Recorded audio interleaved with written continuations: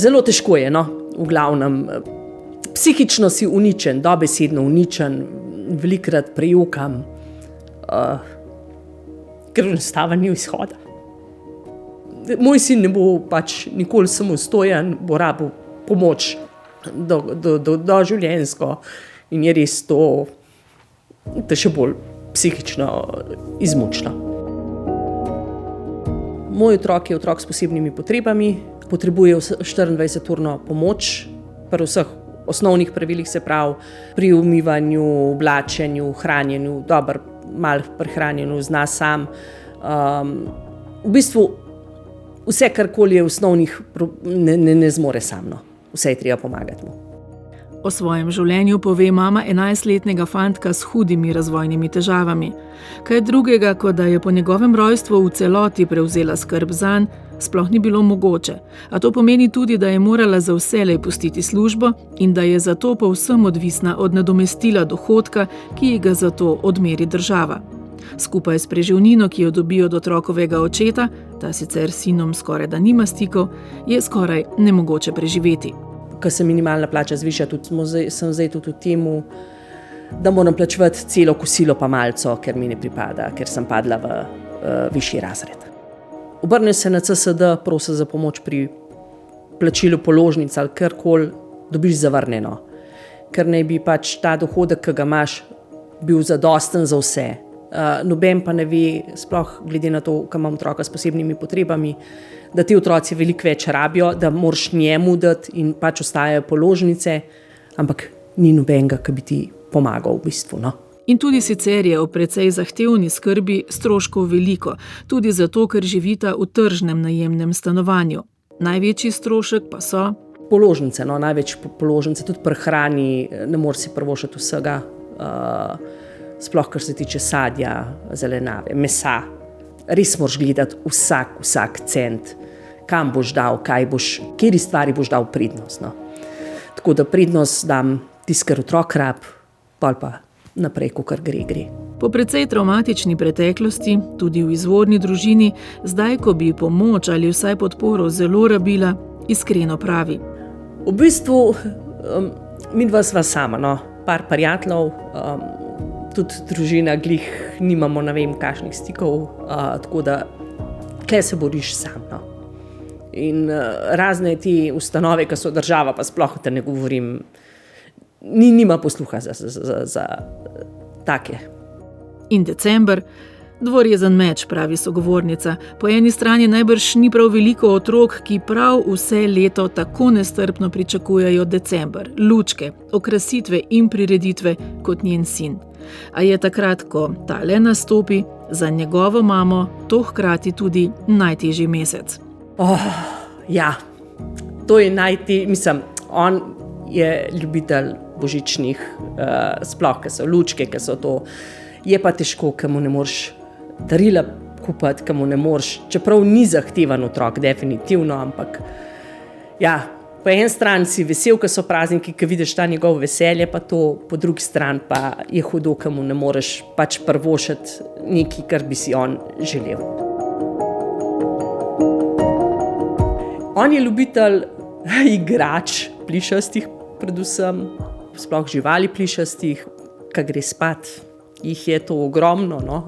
Tako da ponavadi, ko zaspi, jih dam tudi vsake toliko cajt preprt, da se posušijo do zjutraj, ko vstane, tudi ko gre v šolo, vzame sabo igrače, itak jih pa je pustil v avto, ker ne sme v šolo, ali pa avtomobilčki, pa to, sploh na božičnem času so cene grozno, če hočeš nekaj malo božga, tako da, ja.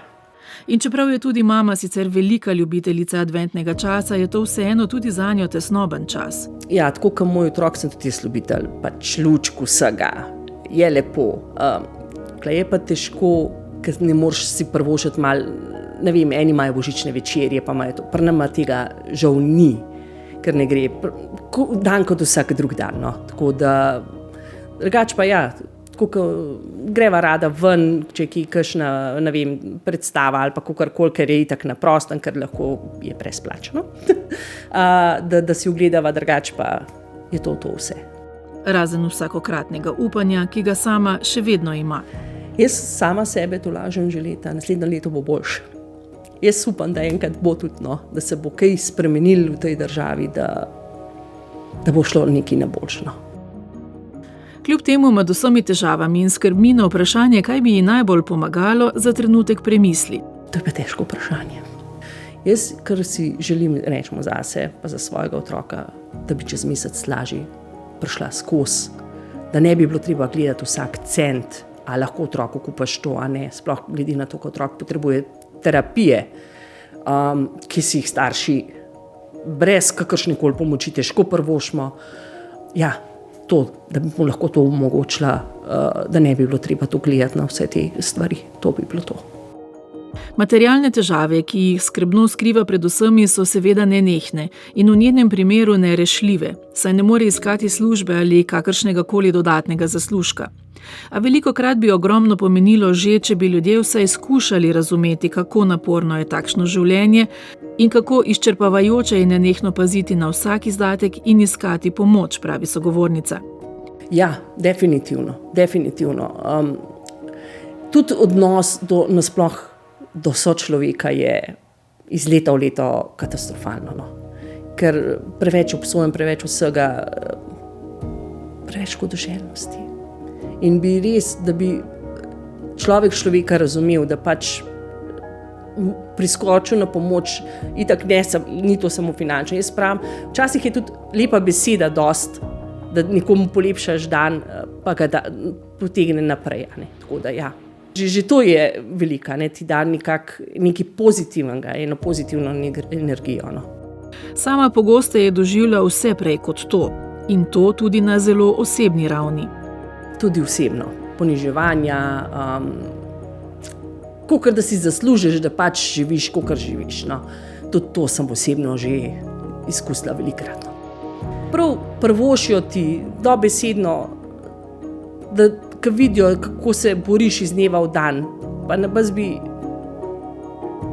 ti pomagala ali pa kakorkoli, se pravim, ampak ti prav prvošijo, da si tam, kjer si in te potem še bolj ponižujejo in to me moti zelo.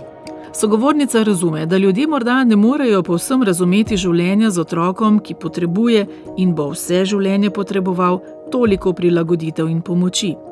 A ne razume tudi, zakaj njej in podobnim družinam nekateri življenje le še otežujejo. Jaz pravim, jaz bi dala vsakmu enega otroka za 24 ur, da bi probal, da bi videl, koliko je to dela, koliko je to odrekanja, koliko je to vsega in bi si tudi lahko malo zamislili drugačno. In me res zaboli, kako ne rečem, drugače se gleda na take družine. In tudi zato bo december, tudi letos, težji, kot bi lahko bil. In kakšni prazniki jo vsemu navkljub čakajo? Taki, kot vsak let. Nič posebnega v bistvu. Tako da si nam bova šla pač ven, kjerkoli bojo pač ti obisk Miklavža pa Božička, smrek se pogledati, tako da ja, to je to. Stiske mame, ki povsem sama živi z 11-letnim sinom, otrokom s posebnimi potrebami, ki potrebuje nenehno pomoč in nadzor in ne bo nikoli zmogel živeti samostojno, so navzven pogosto skrite. In takih ljudi je veliko, opozarjajo pri botrstvu. Sekretarka zveze Anita Ogulin, Tanja Petek. December je za ljudi ekstra težek, zato ker vse sije v lučkah, ker se družba pripravlja na nekaj lepega, sami pa tega sebi oziroma svojim otrokom ne morejo pričarati. To so skrite stiske, ki so skrite, ki ne kričijo, a so zato toliko bolj boleče. To je situacija, ko na videz urejena družina v ozadju skriva, da nima najpomembnejših potrebščin za življenje, ko se bori za ta negotov dom.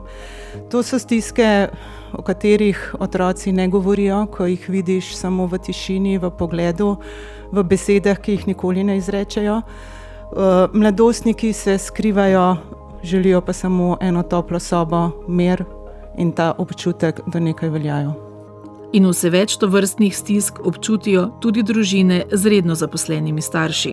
To ni prav, kar se dogaja. Ljudje, ki delajo, ne zmorejo skozi mesec. Preskakujejo obroke, zato da lahko otroci jejo. Skrivajo to bolečino pred otroki, ampak to je nemogoče skriti. To se vse čuti, to se doma vse čuti. Marsičesa zgolj z materialno pomočjo in razumevanjem sicer ni mogoče rešiti, a tako osnovne dobrine, kot je pomoč pri plačilu kurjave in drugih najosnovnejših dobrin med prazniki, pa lahko te vendarle vsaj olajšajo. Tanja Petek. Ta naša novoletna kampanja ni samo dobrodelna, je tudi poziv k odgovornosti, je poziv k razumevanju teh ljudi in teh stisk. Pomagajo pa ljudje lahko s poslanim SMS-om na 1919 s ključno besedo Anita 5 in Anita 10, s prehrambenim paketom, s paketom higienskih pripomočkov ali pa kot prostovoljci, predvsem pa, da znajo ljudi obrniti na take organizacije, kot smo mi, jim pomagati in biti ob njih.